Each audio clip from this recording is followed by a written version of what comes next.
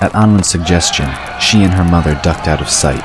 They hid behind the last stone structure standing outside the amphitheater courtyard. Peering out over the moving mass of people down in the main courtyard, she felt glad they had. Even more mages were headed towards the far entrance, leaving the path to the gates more open. But was it a trap, or had the others created that great of a distraction? It was hard to tell. Margo watched the villagers with discerning eyes, calculating and reasoning their behavior. They'd passed the Master Mage's tent without incident. They'd made sure to keep as far back from it as possible. The fallen Anwen had seen there in her dream weren't visible, and they both wondered at that. Perhaps they had joined the fray. Put the ring on, Margo instructed her daughter, realizing she'd only put it in her pocket. I don't want you to lose it in the melee. Come. It didn't take much to realize her mother's advice was sound. Anwen did as asked and slid the green gemmed circle onto her finger. She felt tingling as the stone came to rest just above the final knuckle. I haven't seen Madame Miller, she whispered. Should we have seen her? Margo shook her head. I don't know, but we should be cautious. She might not have fallen for the ruse. She planted a kiss on her daughter's forehead. May the dragons protect you. Looking around one last time, she pulled out her daughter's hand. Let's go. Dashing past what had once been an alley, the two reached the ruined half-oval of the amphitheater. It was there that Anwen had seen her possible future in the dust.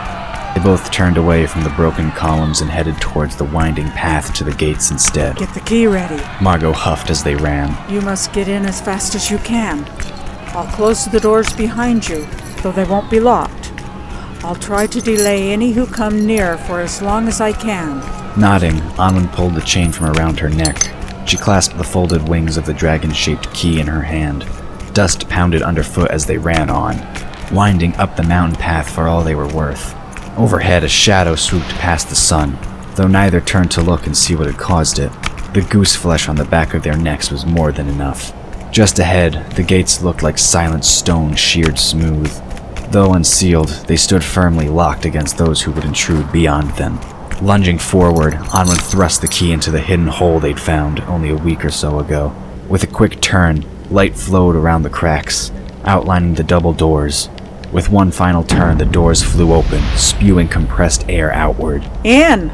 Get in! Margo shouted as the shadows outside the massive hall darkened. She thrust her daughter forward as Anwen moved the key, not giving her a chance to pocket the crystal. With a great bout of concentration, she willed the doors to close behind the teen. Her daughter was now alone inside. The massive slabs of rock shuddered at the Kata's command, leaving no trace of an opening behind. Margo turned as the dust settled, knowing it wouldn't take much to open them now that they were unlocked. A deep growling came from the path leading back to the city. Hello, cousin, she said, steel in her eyes. I knew you would come. Courtney looked down at the destruction below. Tyler and Walter had done a fantastic job of making a chaotic scene, but was it enough? She reached for the pouch she'd managed to keep secure during her fight with Joseph. Inside, she found one of the many pine cones she'd stashed there. With an indrawn breath, she held it aloft like she was about to pitch a ball for a game. Here goes nothing, she whispered and hurled the object over the fighting mass below. Just as on the island, this one exploded into thousands of splintery shards. Those shards sped towards the fleshy targets below. Screams ensued from those hit by the fiery projectiles. Some went down as they hit more vital spots, such as eyes or spaces between legs. Others danced around as their clothes erupted in flames. Courtney lobbed a few more, adding to the panic before ducking out of sight. The blonde imagined this must be what it felt like to be in a war zone.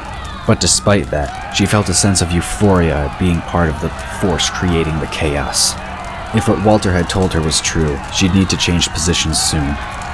That, or she'd have to find a way to make her pinecone projectiles appear to come from a different location. It was too bad she didn't have some kind of animal to bear her to a different location. Keeping in mind the need to maintain some semblance of sanity, Courtney slid down the archway. She aimed to land near the outside edge of the city, more to the left where a tumble of boulders lay. There she could hide from praying eyes. Most of the mages were occupied with the insanity from the tents. She even saw a few fallen in the mix. Courtney braked at the last minute, preventing a potentially disastrous situation. Another mage had rushed to the gates. She'd probably thought to bottle the potential of more enemies entering the city, but she'd come about at the completely wrong time. With a yell, Courtney launched herself at the woman, tackling her to the ground. She rolled to her feet in an instant, lashing out as the mage fought back. She didn't know the woman's name. She just knew she was from the village. The mage fought back, pulling her own weapon to bear. It looked like some kind of spiked club. She wielded it like a baseball bat, swinging with a speed any normal mortal would kill for. Her movements sent Courtney dancing to avoid getting hit. Man, what I wouldn't give for that simulacrum now. Courtney said under her breath. Sure would make this easier. With that, she threw herself at her opponent with a frenzy. She could not afford to lose. Looking up at the sound of Courtney yelling, Tyler narrowly avoided being hit by a flying object. It was another one of Walter's orbs as it sailed past. The dragon couldn't help but notice his friend as he followed the path back to his hiding place. He kicked at the legs of his nearest foe. This sent the mage to her back as he moved to distract their attention away from Walter's position. The veteran was doing well for himself, but he'd stayed in one place too long, gathering a bit of a crowd. The somewhat grizzled mortal threw another of his homemade grenades and ran for cover.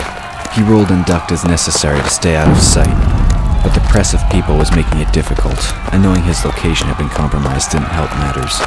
He took the risk of smashing another bomb almost at his own feet to create more confusion so he could get away. Several of the glass shards embedded in his arm.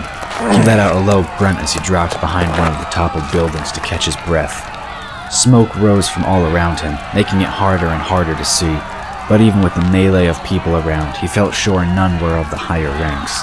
None of them were fighting on the level Margo had, but their screams sent his mind reeling back to the combat he'd seen years ago. It was something no one ever really got over, and it took an effort to draw his mind back to the present. Tyler spotted his friend and created a whirlwind of dust and stone to cover him. The dirt devil swept to the lower-ranking mages and fallen away from the area. He rode the center until he could drop neatly down by the man. You okay? He yelled over the maelstrom. Walter nodded as he checked to make sure none of his other toys were damaged. Do you think Anwen's made it inside yet? I could sure use a break. Letting his eyes lose their focus for a moment as he concentrated, Tyler nodded. Yes, I think she's inside, but I sense something out of place. I can't say what though. He refocused on the scene around him, his expression grim. I don't like it.